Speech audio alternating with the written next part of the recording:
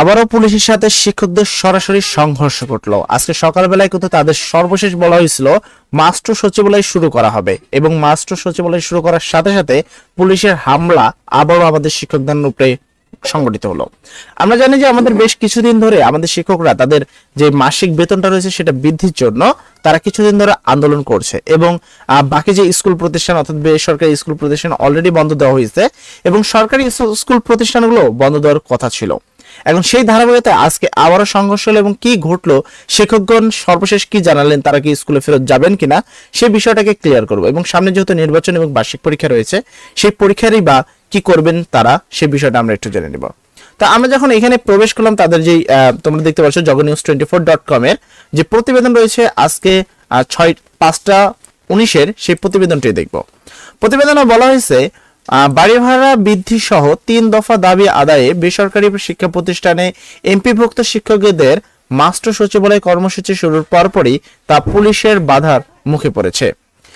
Barricade দিয়ে রাস্তায় আটকে দেওয়া হয়েছে তাদের। মঙ্গলবার অর্থাৎ 14 অক্টোবর বিকেল 4:15টার দিকে কেন্দ্রীয় শহীদ মিনারের থেকে সচিবালয়ের অভিমুখে রওনা দেন শিক্ষকরা। তবে হাইকোর্টের কাছাকাছি যেতেই তাদের আটকে দেয় পুলিশ। পরে সেখানে অবস্থান নেন, স্লোগান দিচ্ছেন শিক্ষকরা। তার মানে বর্তমান তারা কোথায় রয়েছে? তারা কিন্তু সেই সচিবালয়ের সামনে অর্থাৎ হাইকোর্টের সামনে রয়েছে এবং সেখানে তারা স্লোগান দিচ্ছে। এদিকে পুলিশ ও শিক্ষকদের মুখোমুখি অবস্থান উত্তেজনা ছড়িয়ে পড়েছে। শিক্ষকদের আর সামনে এগোনোর চেষ্টা করতে নিষেধ করেছে পুলিশ। তাদের যেখানে বসে যাওয়ার জন্য পুলিশ কর্মকর্তাদের অনুরোধ করতে শোনা যায়। এখানে বিষয়টা হলো এরকম যে বর্তমান তোমরা জানো যে এই বিষয়টা সংঘটিত, এটা জাস্ট যে আমাদের দেশের প্রত্যেকটা ছাত্রছাত্রীর জন্য খুবই দুঃখজনক একটি বিষয়। কেননা প্রতি বছরই আসলে শিক্ষকরা এই ধরনের ঘটনা ঘটিয়ে থাকেন। এখানে আমি একবারে সম্পূর্ণভাবে দোষ দিব না সরকারের, কেননা সরকার কতবারই বা বৃদ্ধি করবেন। এমন নয় যে এই আন্দোলনে এই প্রথমবারই আন্দোলন হচ্ছে এবং প্রথমবারই এরকমটি হচ্ছে। শেখ হাসিনা থাকাকালীনও এই ধরনের ঘটনা ঘটেছে এবং তখনও এই সেম ঘটনাই ঘটেছিল এবং তারা কিন্তু সর্বশেষে দেখা যাচ্ছে না তাদের বেতনটা আসলে কম ছিল, যার কারণে কিন্তু বৃদ্ধিটা করা হয়েছে। এখন অর্থমন্ত্রী বর্তমান দেশে নাই, তো উনি দেশে না আসা পর্যন্ত এই ধরনের ঘটনার কোনো ফলাফল আসলে আসবে না। কিন্তু শিক্ষকরা তারাও কিন্তু পিছাড়বে না। অলরেডি 2 দিন চলে গেছে, আজ নিয়ে 3 দিন, তো 3 দিন ধরে কিন্তু এই আন্দোলন সংগঠিত হচ্ছে। সামনে বার্ষিক পরীক্ষা, এই সময় যদি ক্লাসগুলো না হয় এবং নির্বাচন পরীক্ষাও রয়েছে, তো এই সময় যদি সঠিক ক্লাসগুলো না হয়, বিশেষ করে আমাদের প্রত্যেকটা শিক্ষার্থীর জন্য এটা একটা দুর্ভাগ্য বিষয়। আর শিক্ষকরা যদি এইভাবে বসে থাকেন সেক্ষেত্রে আমাদের প্রত্যেকটা ছাত্রছাত্রীর কিন্তু প্রচুর পরিমাণে ক্ষতি হবে বলে আশঙ্কা করা যাচ্ছে।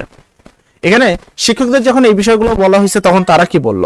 তারা বললে শিক্ষকরা বলেছেন তাদের যৌক্তিক দাবি মেনে নিতে অর্থ ও শিক্ষা মন্ত্রণালয় টালবাহনা শুরু করেছে। আর তারা সচিবালয়ে যাবেন এবং যতক্ষণ না প্রজ্ঞাপন জারি করা হবে ততক্ষণ সেখানে অবস্থান করবেন। প্রয়োজনে সচিবালয় ঘেরাও করে হলেও তারা দাবি দাওয়া আদায় করেই ফিরবে। অর্থাৎ অনেকটা এরকম, যেটা একটা হুমকির মতো। তো আসলে হুমকি হট্টা এই ধরনের কোনো কিছু দিয়ে আসলে আমাদের শিক্ষা মন্ত্রণালয় এই ধরনের কোনো ঘটনা ঘটবে না। কেননা আর যদি হুমকির সম্মুখীনে তারা একটা দাবি মেনে নেয় তাহলে কাল আরেকটা দাবি আসবে, আরেকটা দাবি মেনে নিলে আরেকটা দাবি। কারণ প্রত্যেকটা মানুষের আসলে চাহিদার কোনো শেষ নাই, যতটুকু পাবে প্রত্যেকটা মানুষ আরেকটু চাবে। তবে শিক্ষকদের হয়তো বা অনুরোধগুলো নেওয়া উচিত, সেই বিষয়ে কিন্তু কিছু কথা বলছেন হাসনাত আব্দুল্লাহ। আমি যদি এই বিষয়টা খেয়াল করি, এখানে বলছে পূর্ব ঘোষণা অনুযায়ী মঙ্গলবার দুপুর 12টায় শিক্ষকদের মাস্টার সচিবালয় কর্মসূচি ছিল। তবে অর্থ এবং শিক্ষা মন্ত্রণালয়ের কর্মকর্তারা শিক্ষকদের দাবি দেওয়া নিয়ে বৈঠক বসেছেন এমন খবর কর্মসূচি কয়েক ঘন্টা পিছিয়ে দেওয়া হয়। একই সঙ্গে মাস্টার সচিবালয় না করতে শিক্ষকদের অনুরোধ করেন এনসিপির নেতা হাসনাত আব্দুল্লাহ। ঠিক আছে, তো হাসনাত আব্দুল্লাহ মাস্টার সচিবালয় করতে কিন্তু নিষেধ করেছেন।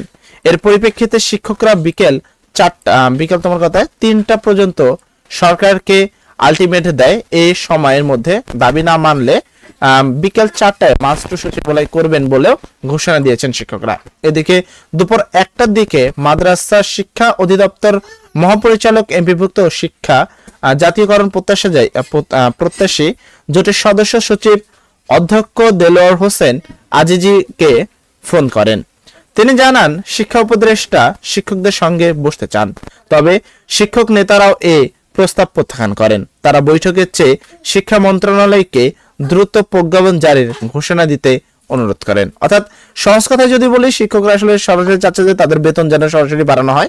যদি বেতন না বাড়ানো হয় তারা কিন্তু বৈঠক করতে রাজি নয়।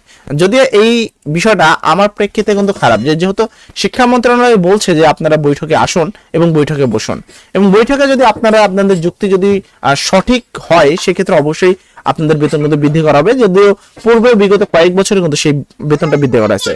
আপাতত যদি সরকারি বেতনের কথা বলি, সেটা মোটামুটি 25,000 পর্যন্ত দাঁড়িয়েছে।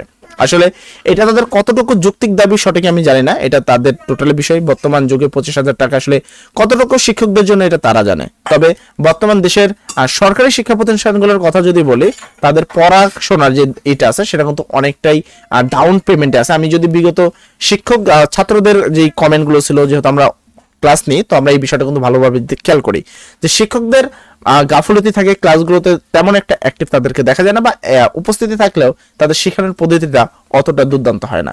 আমার মনে হয় শিক্ষকদের বেতনের দিকে নয়, শিক্ষকদের অবশ্যই পড়াশোনা বা আমাদের ছাত্রদের ডেভেলপ করার দিকে মনোযোগ দেওয়া উচিত। তাদের একটি মাত্র সাবজেক্ট তারা ক্লাস নেয়, তাদের উচিত এই সাবজেক্টগুলোতে আরো ভালোভাবে পড়াশোনা করানো এবং ছাত্ররা যেন ভালো কিছু করতে পারে।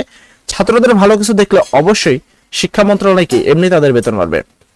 বিগত বছরে তাদের পাশের পার্সেন্টেজ 68% করে ফেলছে, এবং এসএসসি 2026-এ তা 48% থেকে 50%-এর মধ্যে অনুমান করা হচ্ছে। এখন এরকম যদি রেজাল্ট দিনের পর দিন খারাপ হয়, তাহলে শিক্ষকদের বেতন কিভাবে বৃদ্ধি করবে? এই বিষয়টা শিক্ষা মন্ত্রণালয় কিন্তু ভাবছে। তাই প্রত্যেকটা শিক্ষককে অনুরোধ থাকবে, অবশ্যই এই দিকটা বিবেচনা করবেন এবং শিক্ষার মানটাকে একটু বৃদ্ধি করবেন। ছাত্রছাত্রীদের পাশের হার এবং প্লাসের হার বৃদ্ধি করার চেষ্টা করুন। সবাই ভালো থাকবেন, সবার জন্য দোয়া করি। আসসালামু আলাইকুম।